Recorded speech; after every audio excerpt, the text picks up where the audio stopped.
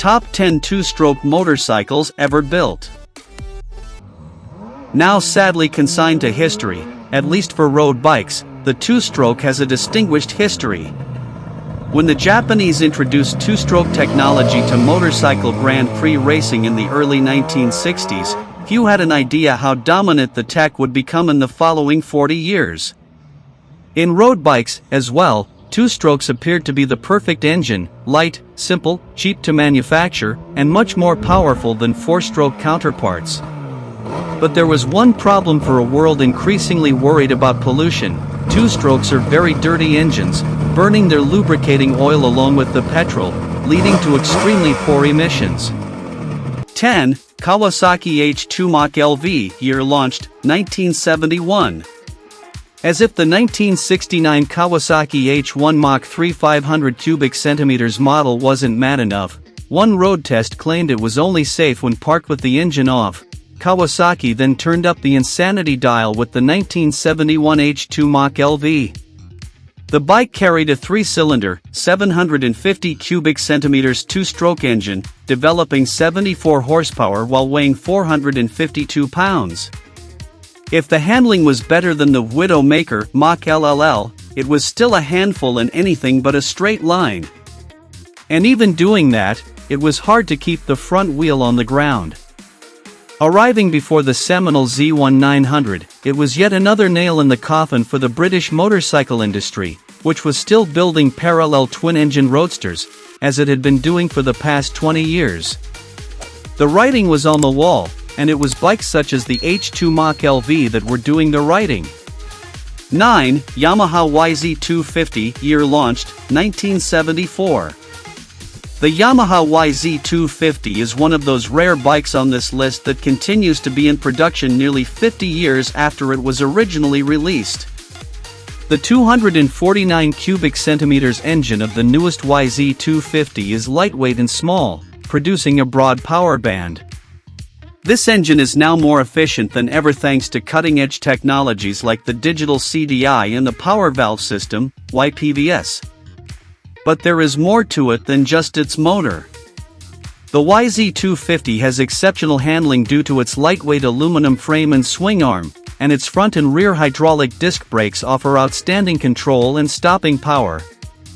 Both the 48mm inverted KYB front fork and the KYB rear shock with low-friction Kashima coat internals are fully adjustable, meaning it remains one of the most fun-to-ride dual sports to own in 2024.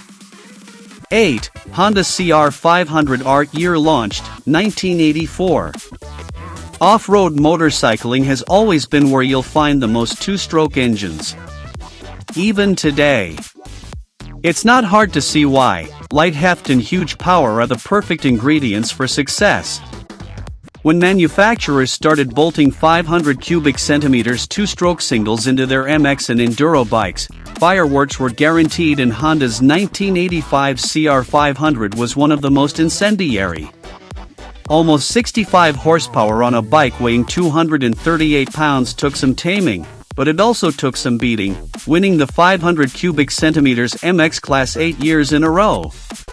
Honda had resisted two-stroke technology for decades, but typically, when it relented, the result was total domination. 7. Suzuki RGV250, year launched, 1988. In the late 1980s, manufacturers and customers were still aware of the advantages of a super lightweight, small displacement sports bike. And who could blame them when the result was bikes such as the RGV250?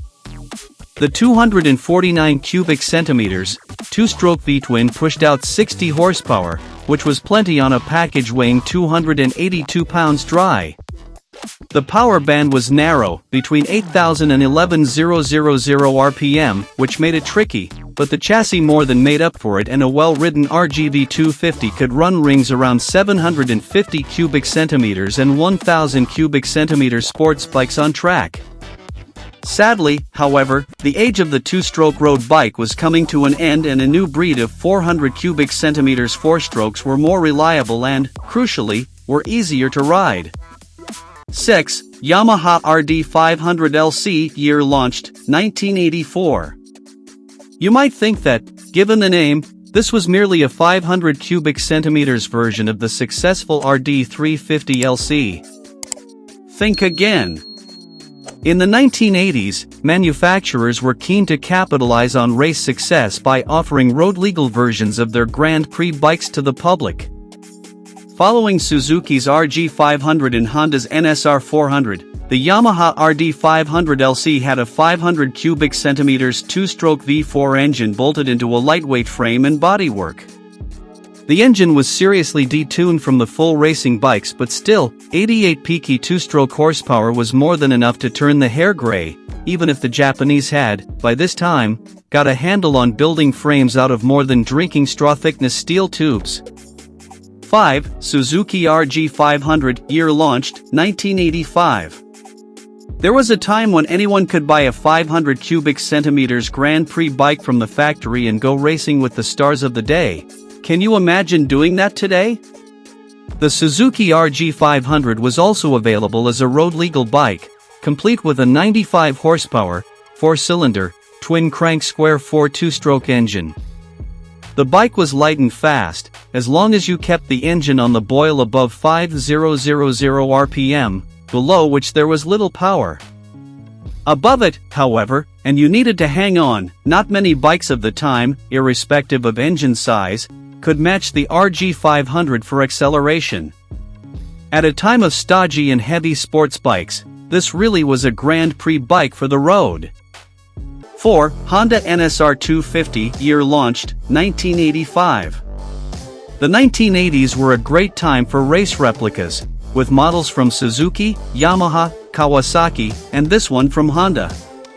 With only 45 horsepower and a weight of 328 pounds, it might not have sounded like the fastest road bike, but it was certainly fast enough to worry the insurance companies.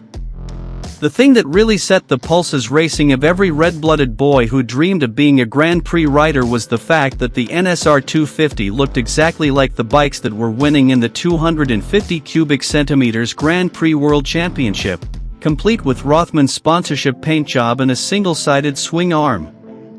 The good old days. 3. Bimota VDo Evolution, year launched, 1997. Bimota's limited edition Evolution remains to be highly sought after today.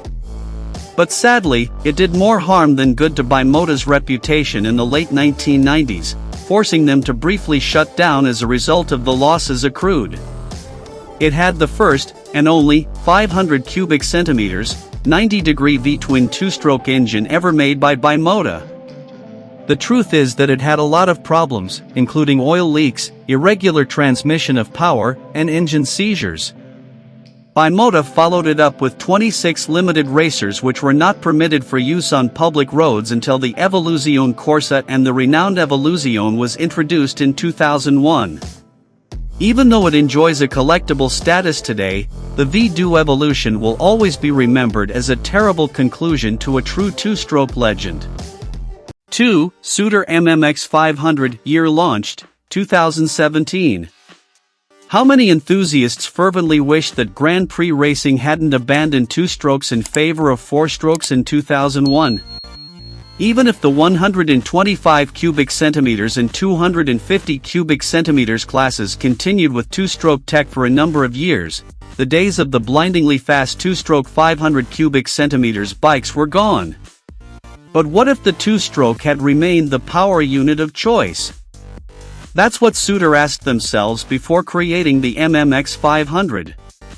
Suter is well known in GP circles for building some of the best chassis, but in 2017, they decided to go the whole hog and build a complete bike, albeit not for racing. The engine was a 576 cubic centimeters, twin-crank V4 developing acclaimed 195 horsepower. Weight was 280 pounds, so we'll leave it to you to imagine the performance if you can. 1. Langan Two Stroke, year launched, 2022. Today, the only two strokes to be found are fitted to MX and Enduro bikes. Although not quite. In a small workshop in northern England, a firm called Langen is hand-building utterly beautiful and exclusive motorcycles powered by a 250 cubic centimeters V-twin two-stroke engine.